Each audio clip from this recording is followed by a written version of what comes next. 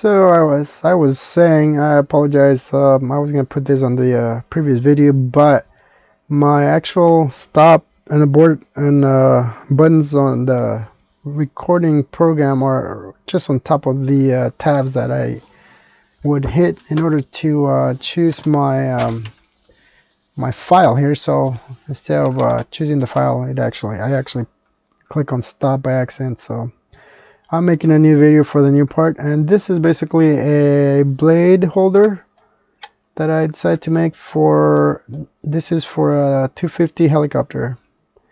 Not much to it, as you can see, or not too much detail, but I wanted something a little more, what do you call it, thicker, and the 250 foam is very thin, so it's kind of flimsy. So I wanted to do that on with this, and it actually works fine. You know, I just to hold the blades in place. I can't use any of these when they are in the carrying case that I have, just because they don't fit with these things on. So it doesn't matter. I mean, you know, once I get it out, then I just go ahead and use those. But I just wanted to see if I could make one, and so I came up with this. I already printed this out in the 450 version 2 mount that I was showing on the other video. So just a little something extra I've been working on, and I actually like it. I'm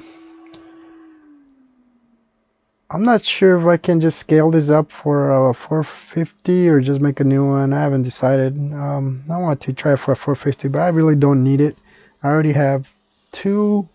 I know I had a couple more, but I'm not sure I'm going to be making another one because I really can't use it in a case anyway. So at least not the hard case. With the one helicopter I have on there, but I have the other two on that they have them already. So that's pretty much for this part.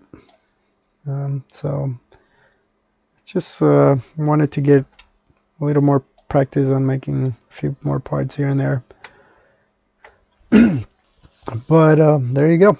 That's pretty much it for this part.